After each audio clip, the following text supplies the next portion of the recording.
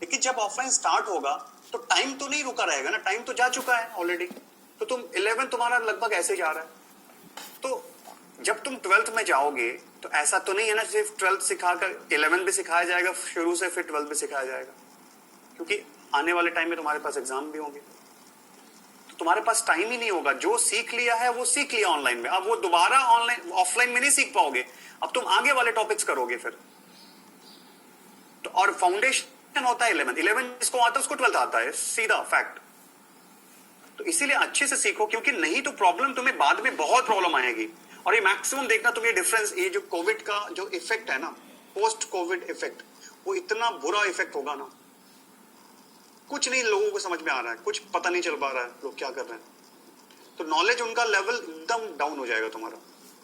इसलिए मेंटेन रखो। अभी जितना मेहनत करोगे ना, बाद में बहुत आराम लोगे। फिर तुम्हें समझ में आएगा कि यार जो बोला था ना कोविड में, सर ने बताया था कि मेहनत कर मेहनत कर, वो इसलिए बताया कि बाद में तुम्हें आराम मिले। तो बाकी लोगों को देखोगे ना पूरे इंडिया में, चाहे जिससे तुम्हारा कंपटीशन है, वो सबकी हालत खराब होगी, तुम बहुत कंफर्टेबल सिचुएशन में रहोगे।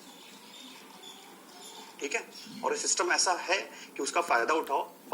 कुछ भी प्रॉब्लम आती है बात करो उस पर, है ना, रिलैक्स मत रहो। और मैं पहले बता चुका हूँ स्टडी का पैटर्न कैसा होना चाहिए।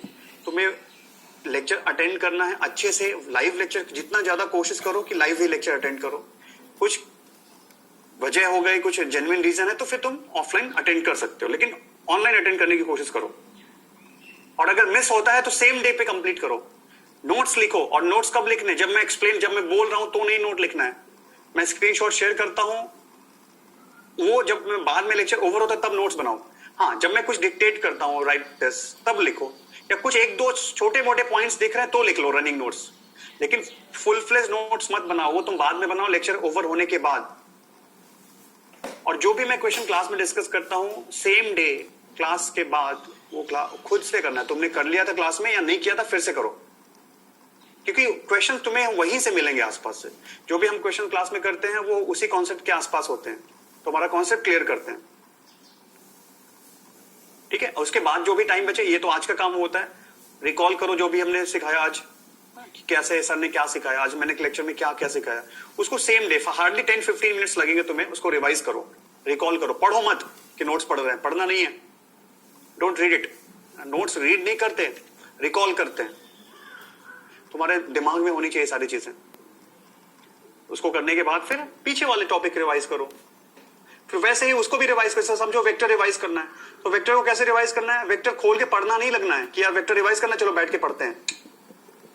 सोचो तुम्हें वेक्टर में क्या क्या याद आ रहा है, मैंने कहां से टॉपिक स्टार्ट किया था, क्या क्या सिखाया, सीक्वेंस ऑफ टॉपिक क्या क्या थे, कितनी बातें तुम्हें याद आ रही हैं, कितने फॉर्मूले याद आ रहे हैं वेक्टर में, कितने कॉन्सेप्ट याद आ रहे हैं। देखो तुम्हारे दिमाग में कितना रिटेन है अभी तक, कितना अच्छा है। जब तुम्हें लगे नहीं सर मैंने 15-20 मिनट सोचा, मुझे इतना याद आ रहा है, इससे ज्यादा नहीं याद आ रहा है, उसके बाद देन ओपन योर नोट्स। अब नोट्स खोलो, अब देखो कि क्या याद किया था वो सही याद किया, और कोई कौन सी चीज नहीं याद आई तुम्हें दिखे गाड़ी आ रही है तो मैं भूल ही गया। समझ में आ रही बात? ये पैटर्न होता है स्टडी का।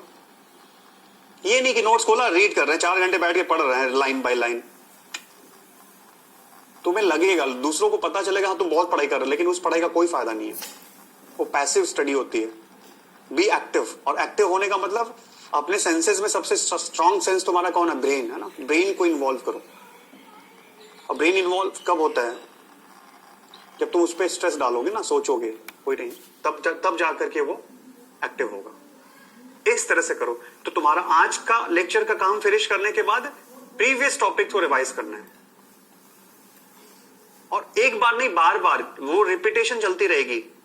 मैं बोलता हूं तुम लोगों को 14 डेज के अंदर अंदर कोई भी टॉपिक दोबारा रिवाइज होना ही चाहिए। मैक्सिमम गैप, जैसे आज मैंने वेक्टर रिवाइज किया तो नेक्स्ट टाइम 14 डेज के अंदर फिर से मैं वेक्टर रिवाइज करूंगा। और रिवीजन का तरीका वही है, रिकॉल, देन देखो, उसके बाद जो क्वेश्चंस मैंने क्लास में कराए थे जो तुम्हारे नोट्स में लिखे हुए हैं उसको लिखो अच्छे से, उसको सॉल्व करो, फिर से खुद से सॉल्व करो। बस ये पैटर्न है स्टडी। इतना बस करते रहो। तुम्हें सेल्फ स्टडी के लिए मैंने बोला ही नहीं, कोई बुक नहीं पढ़नी तुम्हें, और बहुत ज्यादा क्वेश्चन भी नहीं फोर्स करता हूं मैंने, ये बुक कर लो वो बुक कर लो, कुछ नहीं। जितना मैंने मॉड्यूल दिया हुआ है ना उतना करो, जितना मैं क्लास में करा वो करो, जो टीवी दिया था उसके कुछ क्वेश्चंस करते रहो बीच बीच में, मोर देन सफिशिएंट। तुम लोग प्रॉब्लम क्या आती, यही नहीं कर पाते हो, सब करते हो यही नहीं करते हो, रिवीजन नहीं करते हो। इसकी वजह से तुम लोग, जब मैंने सिखाया था वेक्टर उस टाइम पे अच्छा था, आज मैं पूछू ना तो मैक्सिमम लोगों का वेक्टर साफ होगा, क्या बताया था सर ने, क्या था, भूल गया। 2 महीने बाद और भूल जाएगा, फिर और भूल जाएगा, ऐसे करते करते 12th में जाओगे तो कहोगे यार सर पूरा साफ है अपना, अब दोबारा 11 पढ़ना पड़ेगा लगता है। ठीक है, तो ये काम मत करो, रिवाइज करते रहो हमेशा। जितने भी टॉपिक होते जा रहे हैं उनको कलेक्ट रखो ना, गिराओ मत। ऐसा ना करो कि तूने पॉकेट में कुछ दिया, मैंने पॉकेट में रखा, पॉकेट फटी हुई है, नीचे गिर रहा है, तो कभी भी पॉकेट फिल नहीं होगा तुम्हारा। वो काम मत करो। जो भी दे रहा हूं मैं डेली डेली, जो भी टीचर्स सिखा रहे हैं उसको एज इट इज रखो, और इवन उससे बेटर तरीके से रखो। ठीक है, चलो एक्सक्यूज मी सर,